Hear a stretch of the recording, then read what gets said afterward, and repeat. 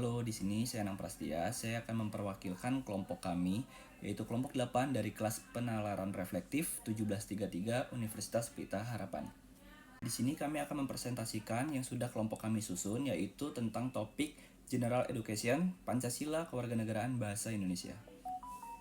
Pendidikan Indonesia bertujuan menghasilkan individu yang cerdas, berbudi pekerti, serta berwawasan berkenegaraan yang kuat serta luas. Salah satu upayanya yaitu melalui mata kuliah pendidikan umum seperti Pancasila, Bahasa Indonesia, serta Kewarganegaraan. Beberapa orang beranggapan bahwa mahasiswa tidak memerlukan mata kuliah tersebut di perguruan tinggi dikarenakan sudah ada atau sudah dipelajari pada saat masa sekolah.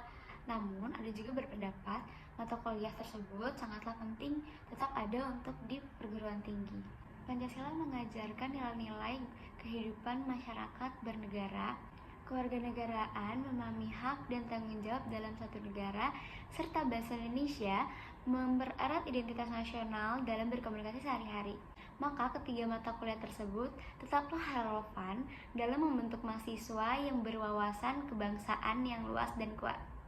Di sini saya akan membahas 4 contoh jenis klaim dari kasus tersebut, yaitu ada klaim objektif, nilai, klaim subjektif, dan klaim faktual. Berikut saya akan jelaskan beberapa contohnya. Yang pertama, ada klaim objektif atau klaim yang berbasis fakta yang dapat diverifikasi melalui dokumen resmi.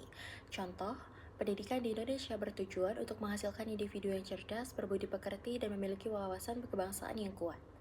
Klaim ini objektif karena tercantum dalam Undang-Undang Sistem Pendidikan Nasional dan dapat dibuktikan melalui kurikulum pendidikan nasional. Lalu yang kedua ada klaim nilai. Klaim nilai merupakan klaim yang mendekatkan norma, moral, dan etika.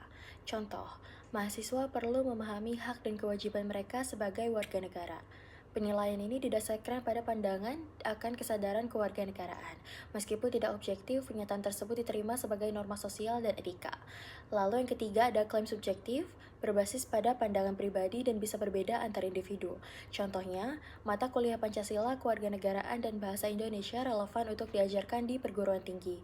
Opini tersebut opini yang sulit diverifikasi dan dibuktikan secara objektif, maka opini tersebut termasuk dalam klaim subjektif.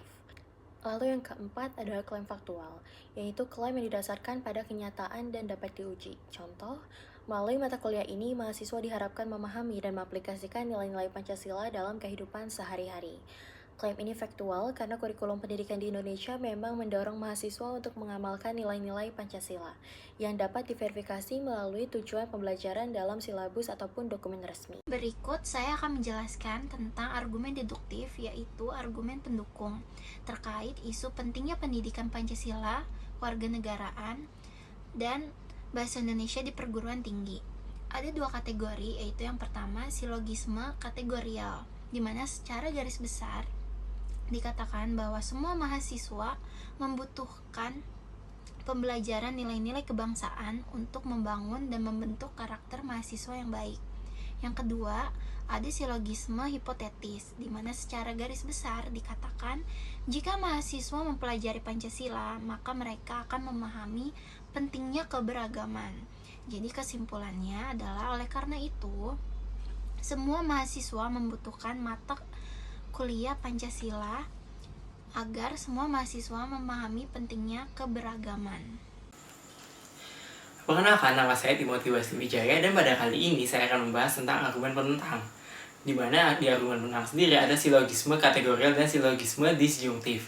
Nah, di silogisme kategorial ada premis mayor dan premis minor, di mana premis mayornya sendiri menjelaskan bahwa semua mata kuliah yang mengulang materi sekolah tidak efektif di perguruan tinggi. Sedangkan di premis minornya menjelaskan bahwa mata kuliah Pancasila mengulang materi sekolah.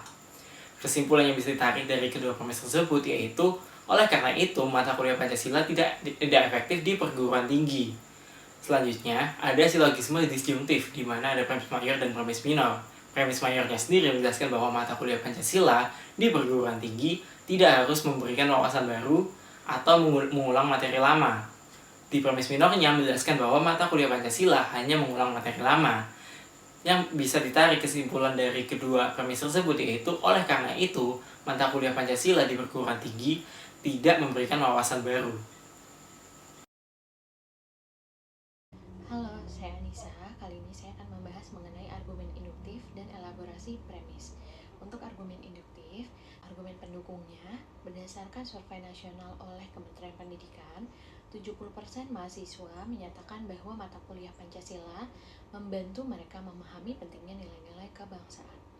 Banyak kasus mahasiswa yang lebih aktif dalam kegiatan sosial setelah mendapatkan pemahaman dari mata kuliah kewarganegaraan.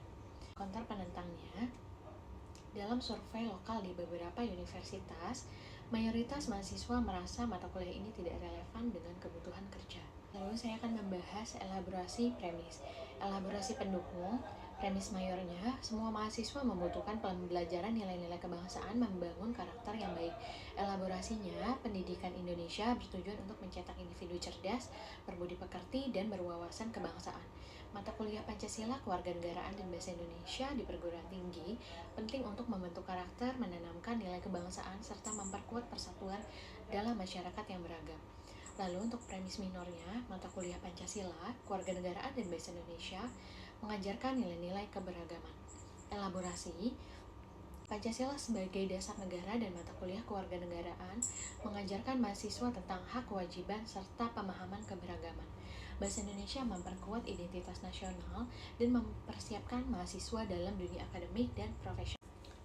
Kesimpulannya, meski ada perbedaan pendapat, penting untuk menemukan keseimbangan antara pendidikan karakter dan pengembangan keterampilan nasional. Nah, selanjutnya saya Edo yang akan menjelaskan tentang elaborasi penentang.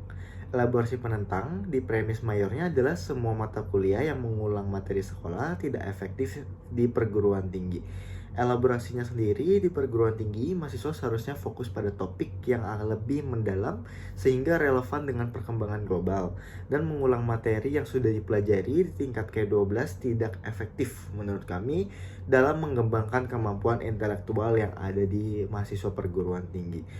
Lalu untuk premis minornya sendiri, mata kuliah Pancasila mengulang materi sekolah. Nah, elaborasinya, sebagian mahasiswa merasa bahwa mata kuliah Pancasila hanya mengulang materi yang sudah mereka pelajari di sekolah.